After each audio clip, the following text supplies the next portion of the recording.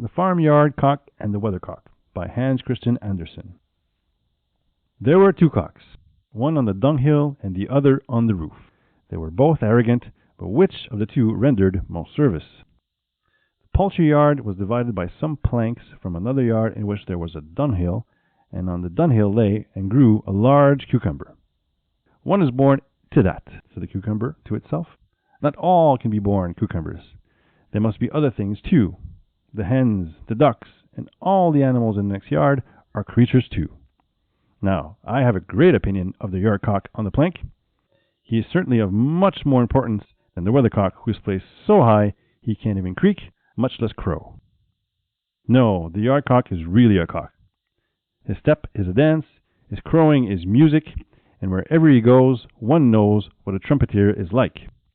If he would only come in here, even if he ate me up, stump, stalk, and all, and I had to dissolve into his body, it would be a happy death, said the cucumber. In the night there was a terrible storm. The hens, chicks, and even the cock sought shelter. The wind tore down the planks between the 2 yards with a crash. The tiles came tumbling down, but the weathercock sat firm. He did not even turn round, for he could not, and yet he was so young and freshly cast, prudent and sedate. He had been born old, and did not at all resemble the birds flying in the air, the sparrows and the swallows. No, he despised them, these mean little piping birds, these common whistlers. He admitted that the pigeons, large and white and shining like mother of pearl, looked like a kind of weathercock, but they were fat and stupid, and all their thoughts and endeavors were directed to filling themselves with food, and besides, they were tiresome things to converse with. The birds of passage had always paid the weathercock a visit and told him in foreign countries of airy caravans, of robber stories that made one's hair stand on end. All of this was new and interesting, that is, for the first time, but afterwards, as the weathercock found out, they repeated themselves and always told the same stories, and that was very tedious, and there was no one with whom one could associate, for one and all were stale and small-minded. The world is no good, he said. Everything in it is so stupid. The wind had blown the planks, but the storm was over. What do you think of that crowing? Said the yard cock to the hens and the chickens. It was a little rough. I wanted elegance, and the hens and chickens came up to the dunghill, and the cock strutted about like a lord.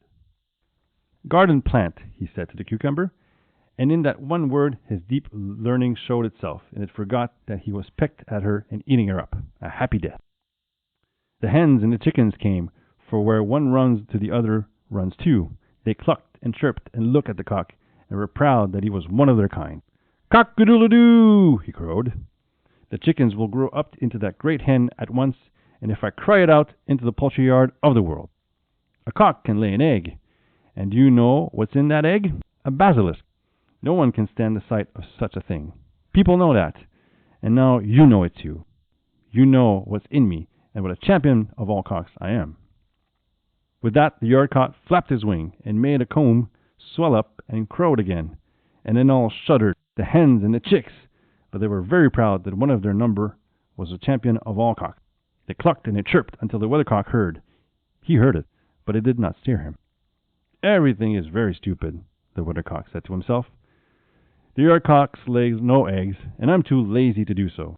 If I liked, I could lay a wind egg, but the world is not worth even a wind egg. Everything is so stupid. I don't want to sit here any longer.